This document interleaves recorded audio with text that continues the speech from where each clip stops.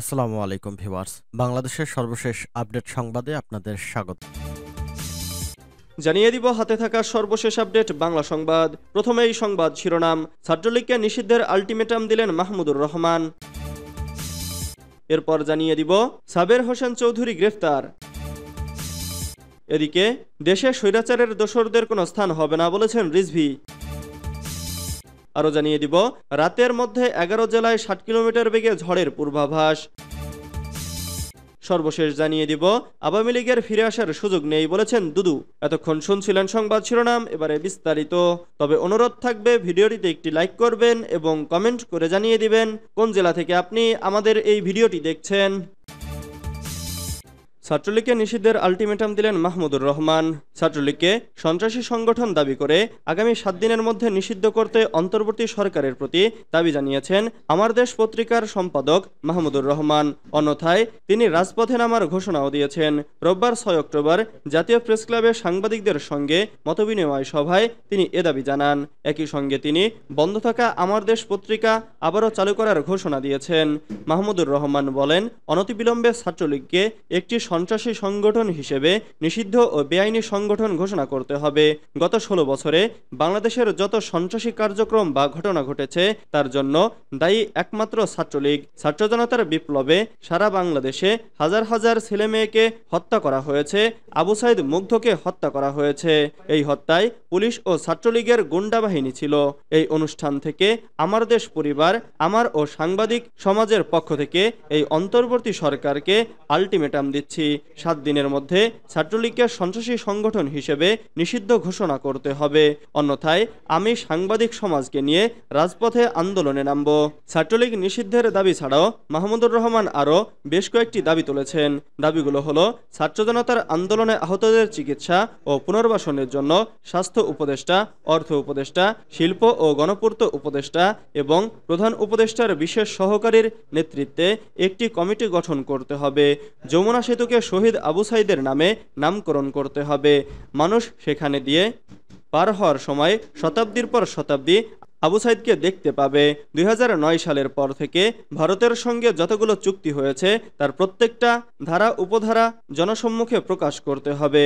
জনগণকে জানতে হবে ভারতের সঙ্গে কি কি চুক্তি হয়েছে এবং এগুলো পুনর্বিবেচনার জন্য একটি কমিটি গঠন করতে হবে যেখানে ভারতের ও ফ্যাসিবাদদের দোসররা থাকতে পারবে না।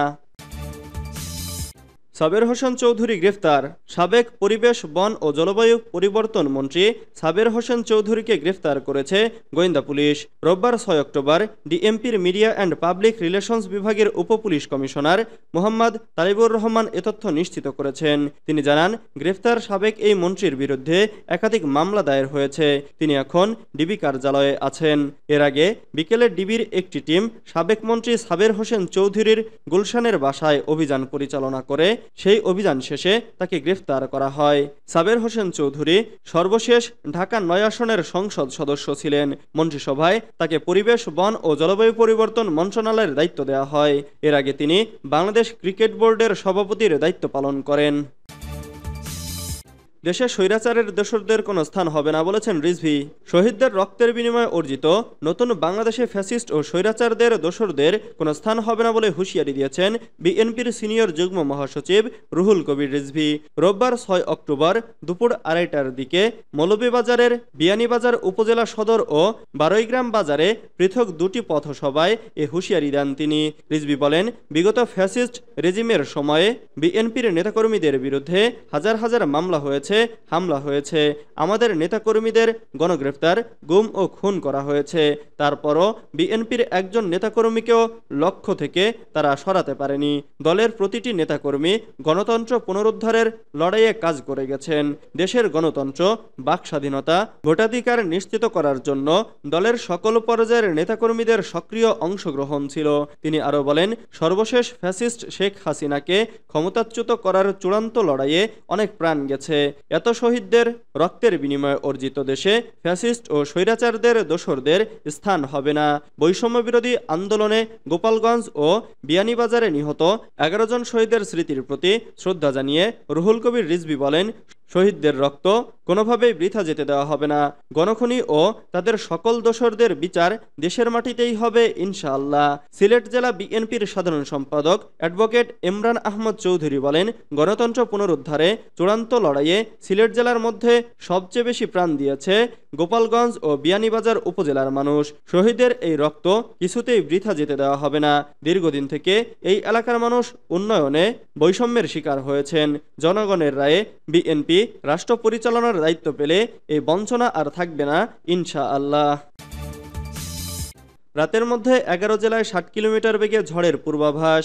দেশের 11 জেলায় রাত 1টার মধ্যে সর্বোচ্চ 60 কিলোমিটার বেগে ঝড় হতে পারে বলে পূর্বাভাস দিয়েছে আবহাওয়া অধিদপ্তর। রোববার 6 অক্টোবর দিবাগত রাত 1টা পর্যন্ত দেশের অভ্যন্তরীণ নদীবন্দরগুলোর জন্য দেওয়া এক সতর্ক বার্তায় একথা জানানো হয়েছে। পূর্বাভাসে বলা হয়েছে, রাজশাহী, পাবনা, ফরিদপুর, ঢাকা, খুলনা, বরিশাল, পটুয়াখালী, নোয়াখালী, কুমিল্লা, চট্টগ্রাম এবং কক্সবাজার অঞ্চলগুলোর ওপর দিয়ে দক্ষিণ অথবা দক্ষিণ পূর্ব দিক থেকে ঘন্টায় 45 থেকে 60 কিলোমিটার বেগে অস্থায়ীভাবে দমকা অথবা ঝোড়ো হাওয়া সহ বৃষ্টি অথবা বজ্রসহ বৃষ্টি হতে পারে। এসব এলাকার নদীবন্দরগুলোকে 1 নম্বর সতর্কতা সংকেত দেখাতে বলা হয়েছে। আবহাওয়া অধিদপ্তর বলছে, দেশের সব বিভাগেই আরও 3 দিন ঝড় বৃষ্টি হতে পারে। কয়েক বিভাগে ভারী বর্ষণও হতে পারে বলে আশঙ্কা করা হচ্ছে। রোববার 6 অক্টোবর সকালে দেওয়া পূর্বাভাসে বলা হয়েছে, মৌসুমী বায়ু বাংলাদেশের ওপর মোটামুটি সক্রিয় এবং উত্তর বঙ্গোপসাগরে মাঝারি অবস্থায় রয়েছে। এ পরিস্থিতিতে রোববার সকাল 9টা থেকে পরবর্তী 24 ঘন্টা ময়মনসিংহ, খুলনা, বরিশাল, চট্টগ্রাম ও সিলেট বিভাগের অনেক জায়গায় এবং রংপুর, রাজশাহী ও ঢাকা বিভাগের কিছু কিছু জায়গায় অস্থায়ীভাবে দমকা হাওয়া সহ হালকা থেকে মাঝারি ধরনের বৃষ্টি অথবা বজ্রসহ বৃষ্টি হতে পারে। সেই সঙ্গে ময়মনসিংহ ও সিলেট বিভাগের কোথাও কোথাও মাঝারি ধরনের ভারী বর্ষণ হতে পারে। আওয়ামী লীগের ফিরে আসার সুযোগ নেই বলেছেন দুদু। আওয়ামী লীগের ফিরে আসার সুযোগ নেই বলে মন্তব্য করেছেন বিএনপির ভাইস চেয়ারম্যান শামসুজ্জামান দুদু এবং বলেছেন, আওয়ামী লীগকে রাজনৈতিক অধিকার দিয়ে কেউ যদি মনে করে দেশে গণতন্ত্র পুনঃপ্রতিষ্ঠা করা সম্ভব, আমি তাদের সঙ্গে দ্বিমত পোষণ করি। আওয়ামী লীগ ফ্যাসিবাদী একটি শক্তি, জার্মানির নাৎসিদের সঙ্গে তার তুলনা করা যায়। রোববার 6 অক্টোবর জাতীয় প্রেস ক্লাবে এক আলোচনা সভায় প্রধান অতিথির বক্তব্যে তিনি এসব কথা বলেন। শামসুজ্জামান দুদু বলেন, গণতান্ত্রিক রাজনীতিতে তাদের কোনো স্থান হবে না। কেউ যদি এটা মিলাতে চান তাহলে তারা তাদের মতো করে মিলাতে পারেন। তারা নাৎসিবাদ ও ফ্যাসিবাদের সমর্থক হিসেবে চিহ্নিত হবেন। আওয়ামী লীগ যে শুধু মাসের হত্যাকাণ্ডের সঙ্গে যুক্ত ছিল এমন নয়, তারা সুদীর্ঘ 15 থেকে 16 বছর ধরে এ হত্যাকাণ্ডের সঙ্গে যুক্ত।